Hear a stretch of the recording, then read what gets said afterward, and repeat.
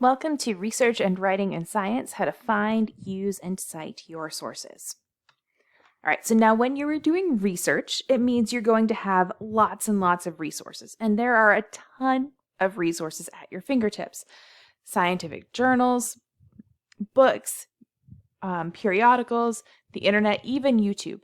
And in fact, as you are students of a digital age, you have a multitude of resources available to you. And so then the question becomes, okay, so which resources should I use?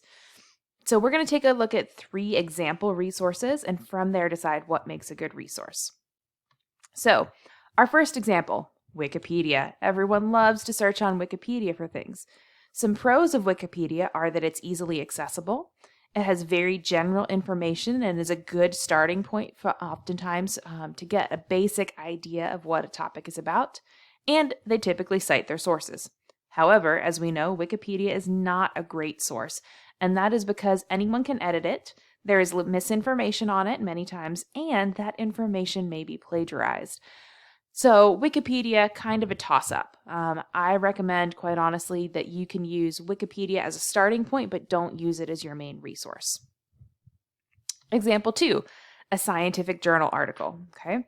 Now, our scientific journal articles are usually peer-reviewed. What this means is that after the study is done and the paper is written, it is actually before publication. It is sent by the journal to 3 anonymous reviewers who are also experts in their field, who review the paper, make sure that the experiments done in it are well done, that the math and the statistics is well done, that it's well written, that the conclusions are reasonable. And if that paper doesn't meet those qualifications, it's rejected and sent back either for more edits or the journal just says, no, we won't publish this. So because it is peer-reviewed, the quality has been verified by external people and not just the author, okay? Now, these scientific articles, speaking of the author, are also written by experts in their field.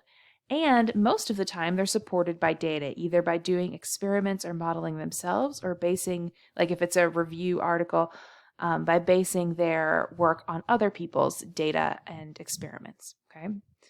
So some cons of this.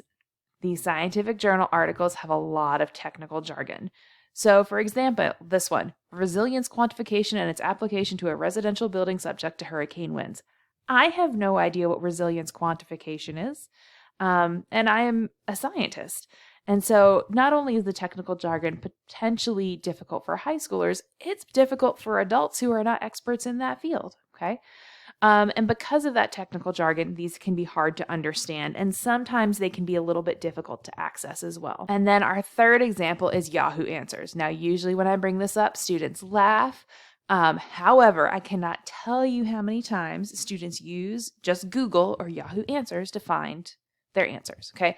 So Yahoo Answers, you can easily access it. However, we know that anyone can answer. The answer may be incorrect. You can just vote on an answer, and it may be plagiarized. So do not use Yahoo Answers or a simple Google search. They're not going to serve you well. Like I said, don't Google your answers. So then, we've seen some pros and cons of different resources. So what makes a good resource? So a good resource is from a reputable source, meaning it has a good reputation. It has a recent date. This is important in, not always, but this is important in science because we are continually discovering new things. We also look for the publishing type. Is it peer-reviewed or professionally published? Basically, if there's more effort and other people have looked at it and it's been edited by people other than the author, it is more likely to be trustworthy. We also want to use resources that are cited positively by many other people. And in fact, if you go to Google Scholar, for example, and look up a certain article, it will tell you how many times it's been cited. Now, you do have to be careful because sometimes people cite it to disagree with it. So you do need to track those down and make sure that people are citing it to agree with it, not to disagree with it. Last, you want a resource that lists their own references so you know they're not making everything up. So that's what a good resource is. where can we find these good resources? You can find them online. You just need to use caution, and you need to choose trustworthy authors and organizations. So things to avoid are websites typically that end in .com. That usually means they have an agenda. And actually, I know you guys are always told that .orgs are safe. However, that is not true. Many .orgs are biased in some way. They often belong to nonprofits who may have an agenda. And so that's not to say all .orgs are bad, but many .orgs may be biased. You do need to be careful with those. .gov, typically a good resource. Okay, typically fact-based. And then .edu usually corresponds to universities. That's also usually a good place to look. However, again, those could be biased depending on the university or even the individual professor. But typically, .gov and .edu will be higher quality. .org and .com are a little bit more questionable. Another resource that we have is Galileo. Hopefully, most of you have used Galileo at some point before. If not, we're going to take a little bit of a detour to show you how Galileo works. So if I come up here to Galileo, and if I search for Galileo USG, so University System of Georgia, in Google, you will then see a Galileo search, and we'll click on that one, okay? And the first thing you'll need to do is log in. To do that, you're going to start by typing your institution's name. You can just do DeKalb County Schools instead of trying to find your individual school, okay? And then you need to type in the password. The password for this semester is Beeline, Beeline, okay? And that'll let you access Galileo from home. So we'll click go, okay? Now you get to choose your view of elementary school, middle school, high school, or educator. Obviously, you guys are going to pick high school. And what that does is it sorts some of the resources by level. Like you guys don't need the elementary school resources, so it cuts them out, okay? So what does this Galileo include? You can look up different databases by subject as well as by type. And then there's a spotlight down here on a number of different tools that you have, okay? Explora is a great place to look for all kinds of resources. EBSCOhost is another great place for all kinds of articles. Britannica School High is a great resource for, basically, you guys probably don't remember encyclopedias, but an encyclopedia, which is what Wikipedia is named after, used to be a great big set of books that had a whole bunch of information in alphabetical order. Britannica was one of those manufacturers of encyclopedias. They're a great place to get starting information for things. Britannica is a wonderful alternative to Wikipedia because you can actually use it and cite it because it has been professionally reviewed. Okay, so we'll put in our password again. Okay, and there's all kinds of resources in here. Let's say we were doing a report on sea slugs. Those are my favorites. All right, and you would come up with their entries, okay? So it's got basic information. And you'll notice down here in the bottom, this is a double-click dictionary. If you click on any word, it'll give you its definition. And, okay, so it's definition and that word in Spanish. Okay. So it's also a great bilingual resource. There's images related to this resource. So Britannica School High is a great place to get images that you can cite. So let's say you wanted to use this picture of a sea slug. This is also great because let's say you want to cite it. You just click the citation button. You pick your citation style. And it gives it to you right there, okay? And there's much more than that in the Britannica School High platform. More details are available in the Wakelet from our media specialist. Okay, so let's go back to our Galileo homepage. So you can explore each of these. I'm going to show you how to browse by subject. So there's lots of different subjects, okay? Biology, chemistry. You can use this for things outside of STT as well.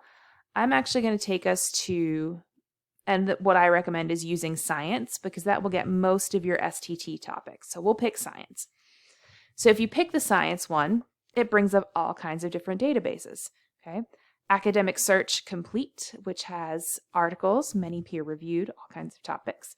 Also, All About Birds, which would be fantastic for Mr. Showalter's class on vertebrate biology. Okay. Health Resources and E-Skeleton Project, book collections, right? All kinds of things.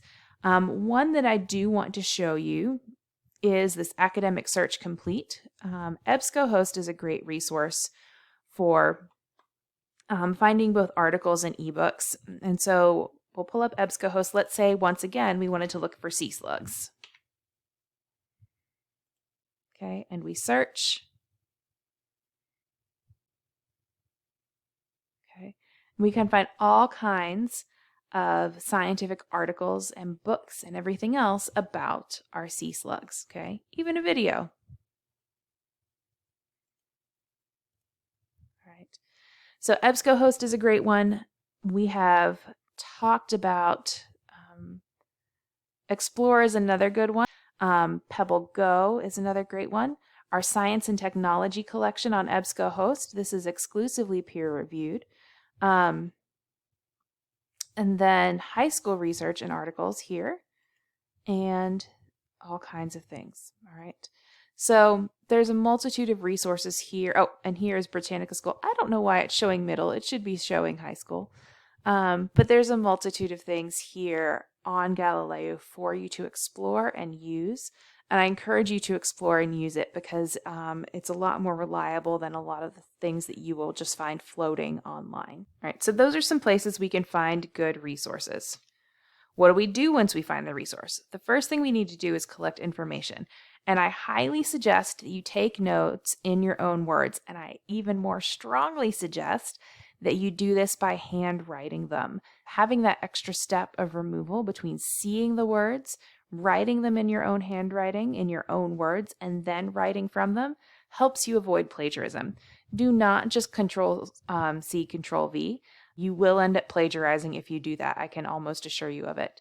Also, don't just print out your resources or save them as PDFs and type from there because, again, you will probably not intentionally, but you will end up plagiarizing that way because you're not putting things well enough in your own words. It's also hard to organize your resources and organize your thoughts unless you have taken notes somewhere. And so the way that I recommend collecting information is actually to make note cards, and we will provide some resources to help you in how to do that. The reason I like making note cards is because each note card basically has one fact or piece of information. And then I can sit in the middle of the floor and spread out my note cards all around me and organize them and eventually come up with my paper structure by moving the cards around. And it's easy to see where things fit together and don't. They also keep track of your resources for you. So how do you make note cards? They look something like this. In the top right corner of the card, you have the number of the resource. Okay, it says number of card. That means the resource card. Okay. Because each resource will also have their own separate card listing what that resource's citation is. You'll put a heading, so basically what the topic does it relate to. Write one note on each card, okay? If it's a direct quote, use quotation marks, okay? Here, I do highly recommend that you paraphrase it, but it is important to only put one note on each card. If you have more than one note, it's going to be hard to organize your notes, okay? Put the page from this resource that you got it from. Now for websites, that's not going to be as big a thing. When we said that each resource has its own card, this is what a resource card would look like. So resource A is by Ruth Handler and it's called Newsmakers. Okay. So for any fact card or idea card that corresponded with this one or came from this resource, it would have an A in the upper right corner.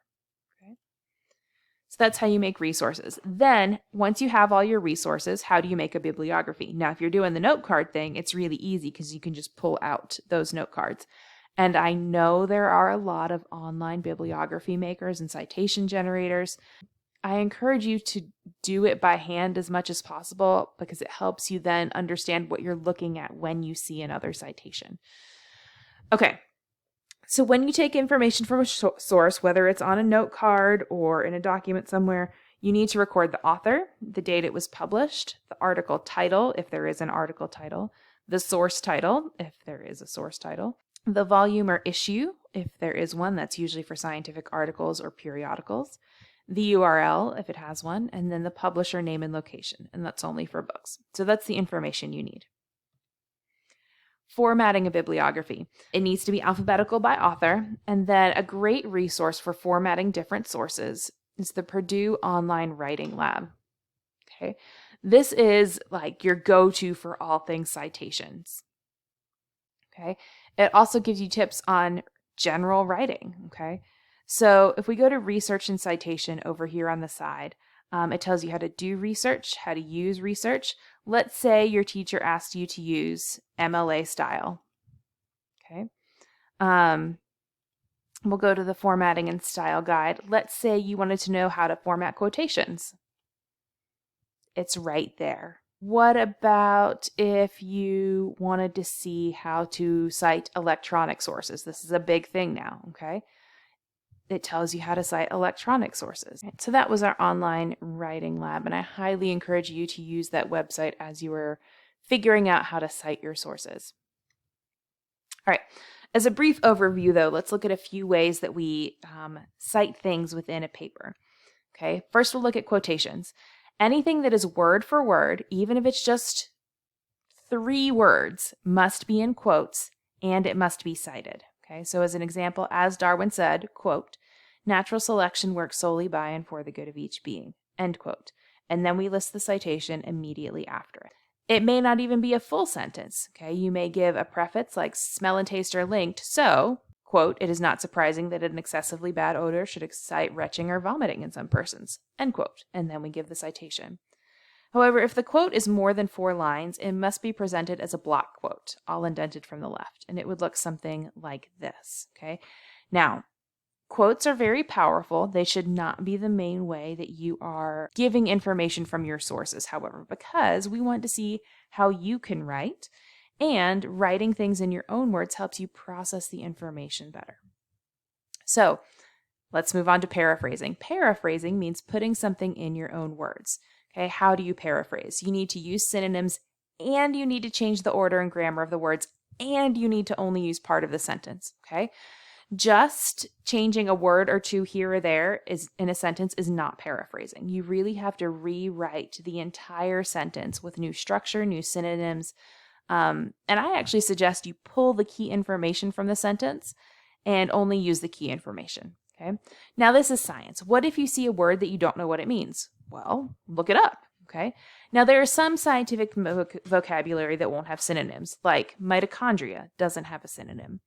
So that means you're going to have to rewrite the rest of the sentence around your scientific vocabulary. Okay. So as an example, let's say you were given this sentence to paraphrase. McCabe surveys of over 70,000 high school students at over 24 high schools in the United States demonstrated that 64% of students admitted to cheating on a test, 58% admitted to plagiarism, and 95% said they participated in some form of cheating, whether it was on a test, plagiarism, or copying homework.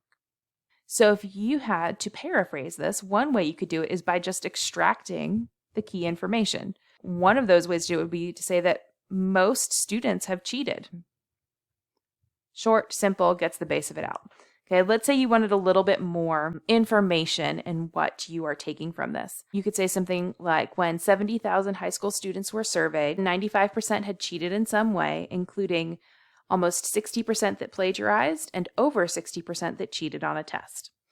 So you see in that one, I completely rearranged the information. I used some synonyms, changed the tenses of a number of words, okay, so that it was not excessively similar to the first one. It was in my own words and not the original author's words. All right, so citing within a text, you need to cite everything, even if it's in your own words. For papers, this is often done within the text, unless otherwise noted, and in the bibliography, okay? So for example, in this first one, if we had a quote, we would then put the citation after the quote. Let's say I'm just citing an idea. I still put where I got that idea from. Now, you may have more than one citation per fact or even per sentence. For projects and presentations, you may need something like image credits at the bottom of the screen if it's a presentation or if it's a visual kind of project, but they are almost always in the bibliography at the end at the very least. And then you need to make sure you're citing quotes, paraphrased information, images, ideas, everything, okay? Music if you use it. So, and again, for formatting citations, check out that Purdue Online Writing Lab. So yes, your project will be full of citations, and yes, your bibliography will be long, and that's a good thing. This is actually an excerpt from a paper in the journal Ecology, a real scientific paper, and I've highlighted all of the citations in the first paragraph, okay? That's a lot of citations in one paragraph, and yet that is normal for a scientific paper. This entire article was 13 pages long, and of those 13 pages, 2 were the bibliography, okay? So yeah, you're going to have a lot of citations, and yes, your bibliography is going to be long. That's just the way science works because we want to know you're not making up your information. So then that's how you do your research, how you collect your information, how you cite your information. A lot of times we neglect, though, how do I actually write like a scientist? And this is a skill that you'll be working on throughout STT. So to write like a scientist, you need to be clear and specific, but you also need to give detail. This doesn't just mean using scientific language all over the place when it's not necessary. It's just using the appropriate scientific language. You need to support any claims you make with evidence, oftentimes with data from the observations of your lab. You need to be unbiased and look at both sides of an issue, not just go based on your opinions. You also need to avoid the phrase, I feel. This is one that has kind of grown in our culture over the last 3 to 5 years. And so a student may, let's say, observe a worm moving, and they will write, I feel like it is brown. Okay, well, no, they didn't feel like it was brown. They think it's brown. They observed that it's brown, but they didn't feel like it's brown. So you need to use much more definitive language to write like a scientist. You also need to organize your thoughts before you write so that you can have a cohesive argument as you are writing like a scientist. You also need to think critically about what you have learned, the observations that you have made, the evidence that has been presented to you, and really analyze what is being given to you. That's one of the biggest marks of scientists, is that they think critically about information. You need to explain your thoughts fully. However, you also need to be concise, meaning not using extra words for the sake of using extra words, and kind of get to the point, but it's a fully explained point. Key concepts to remember from this video. Choose good resources. Don't just Google your answers. Take notes or make note cards. Put everything in your own words, and if you can't put it in your own words, then quote it, but not too much. Don't just copy and paste. Cite everything, and try to write like a scientist. And with that, we wish you good luck on your research and writing here in STT.